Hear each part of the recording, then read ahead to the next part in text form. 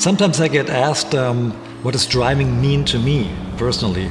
I like to be in control of a car. I like to be communicating with the car, feel the car's reaction, be completely immersed in the driving.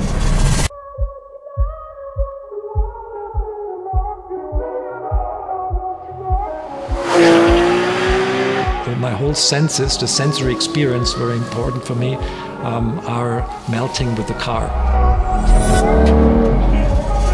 Character is very important. I like cars with character. That doesn't mean the car has to be perfect in every way, because if a car is too perfect, it tends to be boring. I think the GT3 is the rock star of the 911s. Rock stars are not the most well-behaved people. Maybe the GT3 is not a well-behaved car as well, but well-behaved people rarely make history.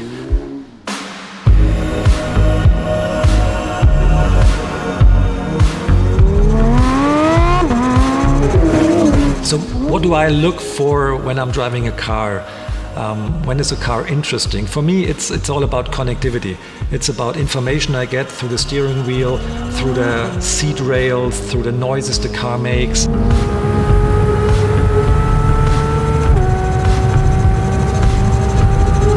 And it's emotion. It has to evoke positive emotions. It has to make me smile. It has to tell me, okay, drive a little bit more, so don't take the direct route. The GT3 actually exists, if you look at it historically, because in 1999 we needed a special model for homologating parts that we had to use in a race car. We had to homologate for street use, and that was the GT3.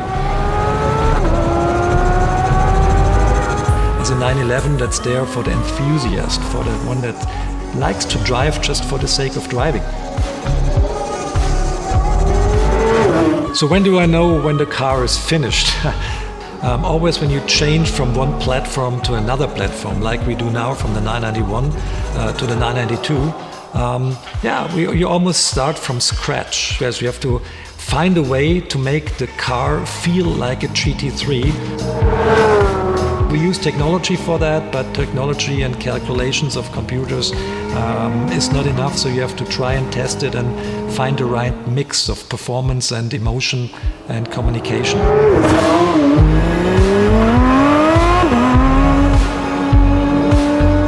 When I'm reaching the state that I'm driving the car on my favorite roads where I normally test the cars, and I forget to focus on the things I wanted to focus on, just enjoying the driving, get positively intoxicated by just piloting the car. And if the phone rings, I don't answer the phone, because I'm just too immersed in the driving. Then I know the car is ready for the customer. But that's the challenge here at Porsche Motorsport, to make every new variant of the GT3 a rightfully successor to its predecessor. Make it even better, make it more emotional, make it more performant. And I think this car really has its rightful place in the line of ancestries of the GT cars. And job done.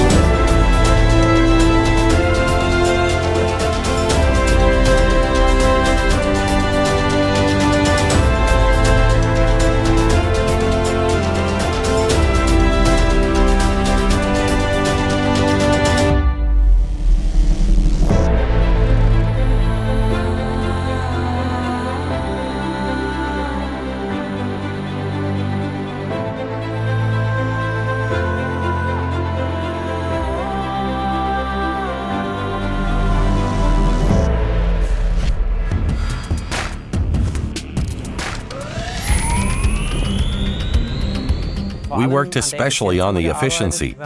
Pre-development saw well over 700 simulations before it was fine-tuned in over 160 hours in the wind tunnel. The new 911 GT3 achieves 50% more downforce than the predecessor in its delivery settings. The high downforce setting allowed us to generate 150% more downforce than on the predecessor model. For the first time, these cars are coming with an adjustable front diffuser. Its 4 different settings can regulate downforce at the front. This continues at the rear. Here we have a fully closed rear diffuser, which generates more than 60 kilograms in downforce at top speed. This time the rear wing is suspended from above. The wing's upper surface is the pressure side that is significantly less susceptible to disturbances. The wing's underside is its suction side and reacts delicately to disturbance patterns. Not only the components, but also the development methods are very much alike those of motorsport vehicles. In the wind tunnel, we don't only simulate straight-line driving, but actually check every position the car will take on the track. We let the car yaw, pitch, and roll to simulate ambient conditions on the track, which we then improve accordingly.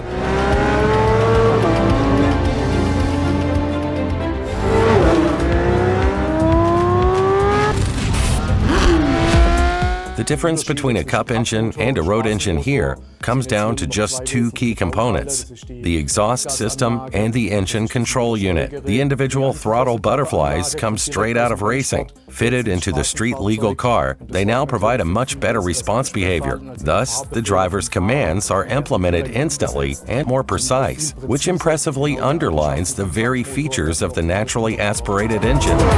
The challenge of a high-revving engine comes with the masses that need to be accelerated and decelerated time and again. The smaller dimensions of the mass itself, the easier it is to arrange and design it.